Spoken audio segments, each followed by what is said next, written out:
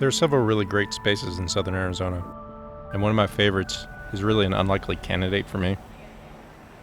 My architectural education was firmly rooted in mid-century modernism, learning from some great professors that had direct experience with the modern masters like Corbusier and Lucan. I've also traveled enough in Europe to have seen many of the spaces that inspired them and were created by them. There's a continuity of space, proportion, and scale that resonates from era to era. The modernists knew this, and you can see it in Lucan's Salk Institute or Corbusier's La Tourette. In Tucson, that space for me is the courtyard of Mercado San Agustin. The whole notion of the Mercado seemed odd to me when I first heard about the project. I thought, why would you build that there? I hadn't been in Tucson for very long, and I didn't understand the intent or vision of how downtown was evolving. At the time, that area of the west side was barren, with the old landfill site to the south. The larger vision wasn't clear to me.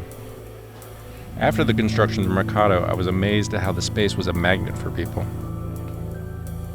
The basic building massing and the semi-formal arrangement of the courtyard space created a comfortable, semi-intimate environment that simply draws people in.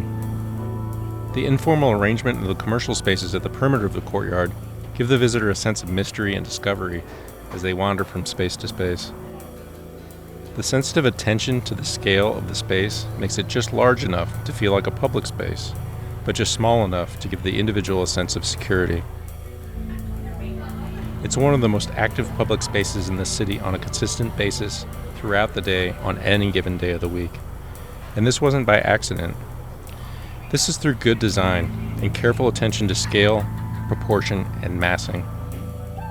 I believe it's also because this building gives Tucson a public space that encourages spontaneous interactions in a way we don't often see.